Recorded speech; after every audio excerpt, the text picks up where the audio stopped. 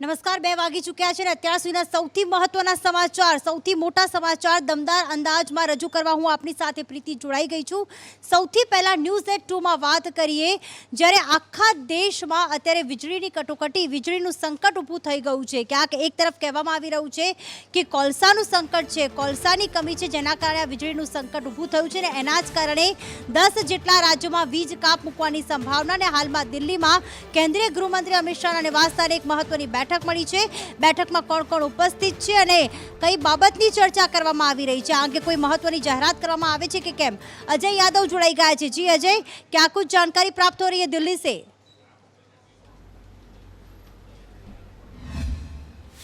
देखिए, निश्चित तौर पे 13 राज्यों में बिजली का संकट फिलहाल दिखाई दे रहा है और उसके पीछे जो सबसे बड़ी वजह बताई जा रही है कोयले की क्राइसिस। और कोयले की क्राइसिस की भी सबसे बड़ी वजह ये बताई जा रही है कि चूंकि यूक्रेन और रसिया का वार चल रहा है और जो वहां से गैस सप्लाई होती है और खास करके जो कोयला आयात किया जाता है, उस वजह से ये संकट भारत में लगातार गहराता जा रहा है। हालांकि भारत सरकार की तरफ से बार बार ये कहा जा रहा है कि 10 दिन का स्टॉक बचा हुआ है, ऐसे में किसी तरह का संकट नहीं होगा और भारत सरकार की तरफ से तमाम सारे प्रयास किए जा रहे हैं। लेकिन कई राज्य सरकारों की तरफ से ये इस बात का हवाला दिया जा रहा है कि वो उनके यहाँ कोयला जो है अंतिम चरण में चल रहा है, जैसे तैसे करके वो अपना काम चला रहे हैं। इसी बात को लेकर के उत्तर प्रदेश के मुख्यमंत्री, जहां पे सबसे ज्यादा बिजली की कटौती हो रही है, योगी आदित्यनाथ कल गृह मंत्री अमित शाह से भी मिले थे, कोयला मंत्री से मिले थे, ऊर्जा मंत्री से मिले थे, रेल मंत्री से मिले थे, जिनके साथ आज गृह मंत्री अमित शाह की बैठक चल रही है। और इसी तरह से दिल्ली के मुख्यमंत्री ने भी ये कहा था कि किसी तरह से देश की राजधानी की बिजली की सप्लाई वो लगातार बनाए हुए हैं, जबकि कोयला नहीं है और केंद्र सरकार को तत्काल में इस पे काम करना चाहिए। तो ये किसी एक राज्य सरकार का दिक्कत नहीं है, बल्कि कई राज्य सरकारों की तरफ से इस तरह की दिक्कतें हो रही है और सभी राज्य सरकारों की तरफ से कहा किसी तरह का संकट है। इसी बात को लेकर के गृह मंत्री अमित शाह के घर पे बैठक चल रही है, जिसमें बिजली मंत्री, कोयला मंत्री और रेल मंत्री, ये सारे तीनों मंत्रालय के लोग हैं, क्योंकि इन्हीं के समन्वय से बिजली की जो सप्लाई है और वो सुचारू हो सकती है और कोयले की सप्लाई को लगातार सुचारू किया जा सकता है। बिल्कुल, એટલે કહી શકાય કે આ અત્યારે કેન્દ્રીય ગૃહમંત્રીની તો આ બેઠક ચાલી રહી છે ને કોઈ જાહેરાત પણ મોટી આવી શકે છે, પરંતુ આજે 4 વાગ્યા ભીષણ ગરમીને લઈને જે બેઠક યોજાવાની છે અંગે કોઈ જાહેરાત થઈ શકે છે। આખા દેશમાં અત્યારે ગરમી જે છે હાહાકાર મચાવી રહી છે, લોકો ગરમીથી પરેશાન થઈ ચૂક્યા છે અને એની વચ્ચે પીઓમાં એક્શનમાં આવી ગયા છે અને મુખ્ય સચિવ અધિકારીઓ સાથે તેઓ બેઠક કરશે। સાંજે 4 વાગે બેઠકમાં શું ચર્ચા કરવામાં આવશે, નિકુલ વધુ માહિતી આપશે। જી નિકુલ। जी बिल्कुल थी दिवसे दिवसे गर्मी है तो तमाम प्रकार जे रेकॉर्ड है ते अत्यारे तोड़ी रही है ने हाल आप जोईए तो जे अमदावाद है तेनी अंदर सौथी वधु जे गर्मी है अत्यारे जोवा मळी रही है। 44 डिग्री सुधीनुं जे तापमान है अमदावाद में पहोंच्युं है, ज्यारे अन्य जे शहरों है जेमां 43 डिग्री सुधीनुं जे तापमान है जोवा मळी रह्युं छे।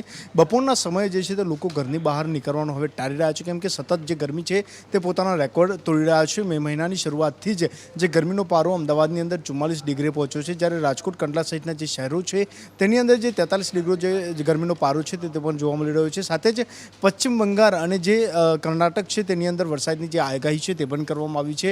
વરસાદી વાતાવરણ છે તે ત્યાં જોવા મળ્યું છે। ખાસ કરીને રાજસ્થાન, હરિયાણા જે વિસ્તાર છે ત્યાં આગળ જે છે તે મોટા સંખ્યાની અંદર જે ધૂળની ડમરીઓ ઉડતા જોવા મળી, એટલે કે તોફાન આવે તેવી પણ શક્યતાઓ જે છે તે અત્યારે વ્યક્ત કરવામાં આવી છે।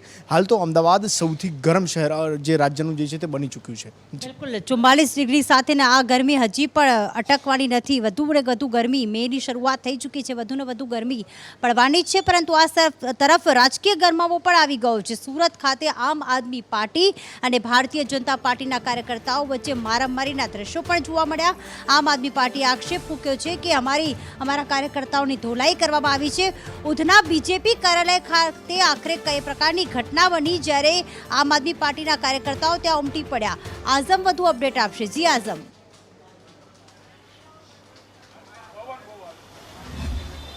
આખો મામલો ગતરોજથી સામે આવ્યો છે। જે મહાનગરપાલિકાના સેન્ટ્રલ ઝોનની જે સભાખંડ છે તેના અંદર ધરના પર બેઠા હતા, તેમને ત્યાંના સ્થાનિક માર્શલો અને પોલીસ દ્વારા બહાર કાઢવામાં આવ્યા હતા અને ત્યાં પણ ગતરોજ ઘર્ષણના દ્રશ્યો સર્જાયા હતા। ત્યારબાદ એમને પોલીસ ફરિયાદની વાત કરી હતી, તો પોલીસ ફરિયાદની અંદર લાલગેટ પોલીસ સ્ટેશનના પીઆઈની સામે ફરિયાદ નોંધવાની સ્પષ્ટ પોલીસે ના કરી દેતા આજે આ વિરોધ પ્રદર્શનની જાહેરાત આપ દ્વારા કરવામાં આવી હતી અને એના અંદર ગુજરાત પ્રદેશ પ્રમુખ જે છે આપના તે ગોપાલ ઇટાલિયાની આગેવાનીમાં આપના કાર્યકર્તાઓ, મહિલા કાર્યકર્તાઓ, કોર્પોરેટરો સુરત સ્થિત ઉધના જે વિસ્તાર છે ત્યાં ભાજપ કાર્યાલય પહોંચી ગયા હતા ઘેરાવ કરવા માટે, પરંતુ ત્યાં હાજર આપના નેતા કાર્યકર્તાઓના અને ભાજપના કાર્યકર્તાઓ વચ્ચે ઘર્ષણના દ્રશ્યો સર્જાયા હતા. મહા મુસીબતે હાજર સ્થળ પર જે પોલીસ હતી એમને અલગ કર્યા હતા અને પરિસ્થિતિ પર કાબૂ મેળવ્યો હતો. અને આપના જેટલા પણ કાર્યકર્તા નેતા હતા તેમને ડિટેન કરીને અહીંયાથી અલગ અલગ પોલીસ સ્ટેશન લઈ જવામાં આવ્યા છે. ખરેખર જોવા જાય તો મામલો જે છે રાજકારણનો તે ગઈકાલથી ગરમાયો છે તે આજે યથાવત રહેવા પામ્યો હતો. જે દ્રશ્ય સામે આવ્યા છે તેના અંદર સ્પષ્ટ દેખાઈ રહ્યું છે કે આપ અને ભાજપના કાર્યકર્તા વચ્ચે ઘર્ષણ તો થયા જ છે, સાથે સાથે પોલીસ પણ અંદર દેખાઈ રહી છે. એક કાર્યકર્તાનો સીધો આક્ષેપ છે કે એને વાગી પણ ગયું છે, એને લોહી નીકળ્યું હતું. હાલ આ મામલો પરિસ્થિતિ જે છે કાબૂમાં આવી ગઈ છે ભાજપ કાર્યાલય પર. હવે કોઈ પણ આપના નેતા કાર્યકર્તા નથી દેખાઈ રહ્યા, પરંતુ હજુ પણ ચુસ્ત પોલીસ બંદોબસ્ત મૂકવામાં આવ્યો છે. બિલકુલ. અને જેમ જેમ કહેવાય ને વિધાનસભાની ચૂંટણી નજીક આવી રહી છે તેમ તેમ રાજકીય ગરમાવો અને આક્ષેપ પ્રતિ આક્ષેપ કરવામાં આવી રહ્યું છે. રવિવારે દિલ્હીના મુખ્યમંત્રી અરવિંદ કેજરીવાલ જ્યારે ગુજરાતની મુલાકાતે આવ્યા અને ભારતીય જનતા પાર્ટીના પ્રદેશ અધ્યક્ષ સી આર પાટીલ પર નિશાન થાક્યું, પરંતુ એનો જવાબ આજે હર્ષ સંઘવીએ આપ્યો છે. રાજ્યના ગૃહમંત્રી હર્ષ સંઘવીએ સુરત ખાતે જ્યારે ખેલ મહાકુંભનું ઉદ્ઘાટન કર્યું ત્યારે તેનો જવાબ આપ્યો. આખરે હર્ષ સંઘવીએ શું નિવેદન આપ્યું છે આવું સાંભળી લઈએ. જેની જેવી સમજ, જેની જેવી યોગ્ય વિચાર એ એની વાત એમના હિસાબે કરે. જવાબ ગુજરાતની જનતા સમયસર આપતી આવી છે અને ભવિષ્યની અંદર બી ગુજરાતની જનતા એ એકતા જોડે વિકાસમાં માનનારી જનતા છે. કાલમાં પોતાના સગા ભાઈને અગર કોરોના થયો હોય તો લોકો એને મળતા ડરે. એવા સમયે મારા ગુજરાતના એક ગુજરાતી ભાઈ બહેનોએ અહીંયા પોતાના પરિવારને છોડીને સપના પૂરા કરવા આવેલા એક યુવાનોને પોતાના પરિવારના સભ્યોની જેમ એમને રાખીને આ રાજ્યમાં કોઈ બી પ્રકારની તકલીફ એમને ના પડે એ પ્રકારની વ્યવસ્થા કરનાર એ ગુજરાતની જનતા છે. આ ગુજરાતની એકતા છે, આ ગુજરાતના સંસ્કાર છે. તો ખાસ આપણે જોયું કે આક્ષેપ પ્રતિ આક્ષેપ કરવામાં આવી રહ્યા છે ને એની વચ્ચે પક્ષ પલટાની પણ અત્યારે મોસમ જાણ્યું છે. અને એમાં સૌથી વધારે ફટકો જે છે એ કોંગ્રેસને સહન કરવાનો વારો આવ્યો છે. અશ્વિન કોટવાલ તો નારાજ હતા, પરંતુ ભિલોડાના ધારાસભ્ય સ્વર્ગસ્થ અનિલ જોશેરાર જે છે એમના પુત્ર જે છે એ કોંગ્રેસમાં નહીં પરંતુ ભાજપમાં જોડાય તેવી શક્યતા અત્યારે જોવામાં આવી રહી છે. આખરે શું તેમણે સંકેત આપ્યા છે, ક્યારે જોડાઈ શકે છે ભાજપમાં, નિર્મલ માહિતી આપશે. જી નિર્મલ. મે મહિનાના બીજા સપ્તાહમાં અનિલ જોશિયારાના પુત્ર કેવલ જોશિયારા ભારતીય જનતા પાર્ટીમાં જોડાશે. ભારતીય જનતા પાર્ટી સાથે અનેક વખતથી વાતચીત ચાલી રહી હતી અને વાતચીતનો હવે હકારાત્મક અંત આવી રહ્યો હોય તેમ ભારતીય જનતા પાર્ટી માટે લાગી રહ્યું છે. ભારતીય જનતા પાર્ટીમાં અનિલ જોશિયારાના પુત્ર તેઓ સિનિયર ધારાસભ્ય કોંગ્રેસના હતા અને ઘણા વર્ષોથી તેઓ ચૂંટાઈ પણ આવતા હતા. આદિવાસી બેઠક પરથી ચૂંટાઈ રહેલા આ ધારાસભ્ય હતા જેમનું કોરોનાની બીમારીને કારણે નિધન થયું હતું. ત્યારબાદ તો સુપ્રીમ કોર્ટે આજે મહત્વની ટિપ્પણી કરી છે. સુપ્રીમ કોર્ટે કહ્યું છે કે કોવિડ રસીકરણ અંગે કોઈને પણ મજબૂર ન કરી શકાય. કોવિડની રસી લેવી કે ન લેવી એ વ્યક્તિગત અધિકાર છે. સુપ્રીમ કોર્ટમાં જ્યારે આ કેસ અંગે સુનાવણી થઈ ત્યારે સુપ્રીમ કોર્ટે વધુમાં શું ટિપ્પણી કરી હતી, અંકિત માહિતી આપશે. જી અંકિત. પ્રીતિ, સુપ્રીમ કોર્ટે અવલોકન કર્યું છે કે જે મામલો અત્યારે સામે આવ્યો છે કે ગુજરાત સહિત અન્ય કેટલાક એવા રાજ્યો છે કે જેમણે એવી ફરજ પાડી હતી લોકોને કે જો તમે વેક્સિન નહીં લીધી હોય, વેક્સિનેશન બંને પૂરું નહીં કર્યું હોય તો જે સરકારી જે સંપત્તિઓ છે એટલે કે જે સરકારી કામકાજ કરવા માટે લોકો જતા હોય છે તે સંપત્તિઓ અને સાથે જાહેર સ્થળો પર વેક્સિનેશન નહીં હોય તો તેમને પ્રવેશ નહીં મળે તેવું જાહેર કરવામાં આવ્યું હતું. જો કે સુપ્રીમ કોર્ટમાં આ મામલો પહોંચ્યો હતો અને તેમાં સુપ્રીમ કોર્ટે એ હવાલો આપ્યો કે કલમ 21ની જે શારીરિક અખંડિતતા છે જે પર્ટિક્યુલર વ્યક્તિની હોય છે તેનો ભંગ થતો હોય છે, તેના કારણે વેક્સિન લેવા માટે કોઈને પણ ફરજિયાત કહી ન શકાય. વેક્સિન લેવી કે ન લેવી તે કોઈ પણ વ્યક્તિનો વ્યક્તિગત નિર્ણય છે. જો તેમને વેક્સિન લેવી હોય તો તે લે, ન લેવી હોય તો ન લે. પરંતુ તેમણે સાથે એ પણ કહ્યું કે સરકાર ફક્ત નીતિ બનાવી શકે પરંતુ કોઈના પર બળજબરીપૂર્વક આ રીતે નિર્ણય ન થોપી શકે કે તેમણે વેક્સિન લેવી જ પડશે. બિલકુલ. એટલે કે કેન્દ્ર સરકાર જે છે એ જાગૃત કરી શકે છે, જાગૃતતા લાવી શકે છે કે રસીકરણ વધુમાં વધુ લેવું જોઈએ, દરેકે વેક્સિન લેવી જોઈએ, પણ કોઈને મજબૂર ન કરી શકે. સાથે જ વડાપ્રધાન નરેન્દ્ર મોદી મોદી આજથી યુરોપની મુલાકાતે છે. યુરોપના 3 દિવસના પ્રવાસે છે. પ્રથમ દિવસે તેઓ જર્મની પહોંચ્યા હતા, ત્યારબાદ સાથે જ ફ્રાન્સની પણ મુલાકાત લેશે, ડેનમાર્કની પણ મુલાકાત લેશે. આ 3 દિવસના કાર્યક્રમમાં કેટલા મહત્વના કરાર થઈ શકે છે? 25 જેટલા કાર્યક્રમમાં જ્યારે વડાપ્રધાન નરેન્દ્ર મોદી હાજરી આપશે ત્યારે ભારતને કેટલો લાભ? ત્યારે આવો સાંભળીએ કે વડાપ્રધાન નરેન્દ્ર મોદીએ આખરે શું કહ્યું.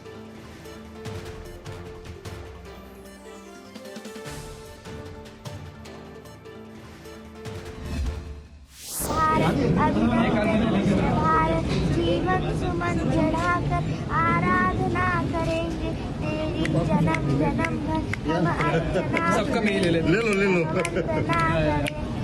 महिमा महान तू है, गौरव निधान तू है, तू प्राण है हमारे जननी समान तू है. तेरे लिए जिएंगे, तेरे लिए मरेंगे. वाह वाह बढ़िया. તો જર્મની ખાતે આજે ભારતીય પરિવારોને મળ્યા, સાથે ચાન્સેલરને પણ તેઓ મળવા જઈ રહ્યા છે આજે બર્લિનમાં. કાર્યક્રમ અંગે વધુ અપડેટ જણાવશે કૃષ્ણા. જી કૃષ્ણા. જી પ્રીતિ, પ્રધાનમંત્રી મોદી યુરોપના પ્રવાસે છે, જર્મનીના બર્લિનમાં આજે તેઓ પહોંચ્યા છે અને ભારતીય સમુદાયના લોકો સાથે તેમણે વાત કરી. નાના બાળકો તેમને મળવા માટે પહોંચ્યા હતા. એક બાળકે ગીત ગાઈને સંભળાવ્યું હતું, એક બાળકે પોતાનું પેઇન્ટિંગ બતાવ્યું હતું, ઓટોગ્રાફ લીધો હતો. તો કેટલાક અન્ય જે યુવાનો હતા, મોટા વરિષ્ઠ વયસ્ક લોકો હતા, તે પણ પહોંચ્યા હતા.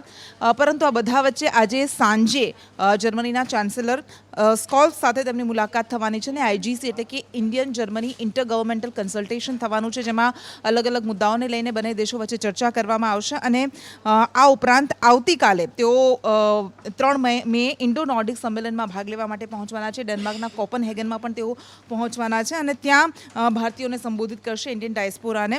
અને સૌથી છેલ્લે પેરિસમાં ફ્રાન્સના રાષ્ટ્રપતિ ઇમેન્યુઅલ મેક્રોન સાથે જેઓ હમણાં જ ફરી ઇલેક્ટ થયા છે, તેમની સાથે તેઓ મુલાકાત કરવાના છે. આ વખતનો, આ વર્ષનો આ પહેલો પ્રવાસ છે પ્રધાનમંત્રી મોદીનો, ઘણો મહત્વપૂર્ણ છે, કારણ કે આ તમામ એવા દેશો છે કે જેની સાથે ભારતના સારા સંબંધો રહ્યા છે અને હવે આગળ વધુ વેગ આપવા માટે પ્રયાસ કરાશે. બિલકુલ, એવું કહેવાતું હતું કે આગામી સમયમાં ગુજરાતની વિધાનસભાની ચૂંટણી છે, સાથે 2024માં લોકસભાની ચૂંટણી પણ આવી રહી છે. તો પ્રશાંત કિશોર કોંગ્રેસના રણનીતિકાર તરીકે કામ કરશે, પરંતુ પ્રશાંત કિશોરે ટ્વીટ કરીને તેનો તો ઇનકાર કરી દીધો છે. પરંતુ આજે એક જાણે ટ્વીટ કર્યું ત્યારે એવો સંકેત મળી રહ્યો છે કે તે પોતાની એક નવી પાર્ટી ઊભી કરી શકે છે. વધુ અપડેટ સાથે પ્રતિક જોડાઈ ગયા છે. જી પ્રતિક. પ્રીતિ, પ્રશાંત કિશોર કે જે ચૂંટણીના રણનીતિકાર છે અને તે કોંગ્રેસ સાથે જોડાઈને 2022 ગુજરાત માટે તેમજ 2024માં દેશની જે ચૂંટણી યોજાવાની છે તેમાં કોંગ્રેસને મદદરૂપ થઈ શકે છે તેવી અટકળો છેલ્લા કેટલાય સમયથી ચાલતી હતી. પરંતુ કોંગ્રેસ સાથે તેમનો મનમેળ ન આવતા આખરે તેમણે નક્કી કર્યું છે કે તે હવે આગામી દિવસોમાં પોતાની જાતે જ આગળ વધશે અને તેમણે એક ટ્વીટ કર્યું છે અને ટ્વીટના માધ્યમથી હવે કૃતજ્ઞતા ફેલાઈ છે કે હવે આગામી દિવસોમાં પ્રશાંત કિશોર શું કરશે, શું પ્રશાંત કિશોર પોતાની નવી પાર્ટી બનાવશે? આ તમામ સવાલો તેમના ટ્વીટના કારણે સર્જાયા છે. પરંતુ તેમણે સ્પષ્ટ સંકેતો આપ્યા છે કે હવે સમય આવી ગયો છે કે મેં ઘણા સમય સુધી લોકતંત્ર માટે કામ કર્યું છે, પરંતુ હવે સમય આવી ગયો છે કે રિયલ માસ્ટર્સ કે એટલે કે પ્રજા જે છે તેમની પાસે જવાનું, તેમની જે તકલીફો છે તે તકલીફો જાણવાનું અને આ તકલીફો જાણવા માટે તે આગામી દિવસોમાં બિહાર પણ જશે અને બિહારની જનતા સાથે સીધી મુલાકાત કરશે. તેના પરથી સ્પષ્ટ સંકેત મળી રહ્યા છે કે આગામી દિવસોમાં બિહારની પણ ચૂંટણી યોજાવાની છે. તો શું કરે તે નવો પક્ષ બનાવીને બિહારમાંથી ચૂંટણી લડવાની તૈયારી કરી રહ્યા છે તે અંગે આગામી દિવસોમાં જાહેરાત કરશે. બિલકુલ, અને એની અસર જે છે અન્ય પક્ષો પર કેવી પડી રહેશે તે પણ એક જોવાનું રહેશે. પરંતુ અત્યારે તો મહારાષ્ટ્ર સરકાર ઉપર સૌથી વધારે અસર પડી રહી છે, જ્યારે રાજ ઠાકરે જે છે એક બાદ એક ડેડલાઇન આપી રહ્યા છે. લાઉડ સ્પીકર હટાવવા માટે ડેડલાઇન તેઓ આપી ચૂક્યા છે. ગઈકાલે ઔરંગાબાદમાં રેલી કરી હતી અને જો 3 મે સુધી આવું નહીં કરવામાં આવે તો 4 મે તેઓ આંદોલન પણ કરશે. આખરે મહારાષ્ટ્રની રાજનીતિમાં અત્યારે કેવા ઉતાર ચઢાવ જોવા મળી રહ્યા છે. વધુ અપડેટ સાથે જિગ્નેશ અમારી સાથે જોડાઈ ગયા છે. જી જિગ્નેશ.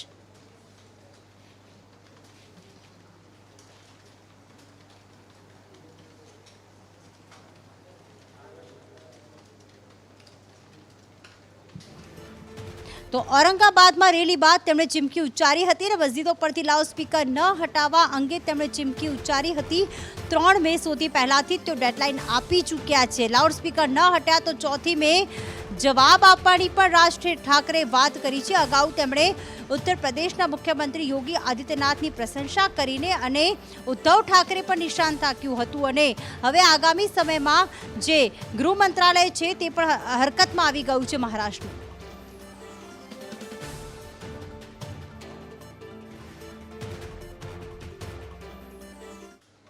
હવે વાત કરીએ સોખડા હરિધામની. સોખડા સ્વામિનારાયણનો વિવાદ જ્યારે હાઈકોર્ટ સુધી પહોંચ્યો, આજે સુનાવણી થઈ ત્યારે સિનિયર એડવોકેટ સુધીર નાણાવટીએ માહિતી આપી છે કે સમાધાન કરવા માટે તૈયાર છે. આજે હાઈકોર્ટમાં કઈ બાબતની દલીલ થઈ અને આખરે શું કાર્યવાહી થઈ, વધુ અપડેટ સાથે જોડાઈ ગયા છે કુણાલ. જી કુણાલ.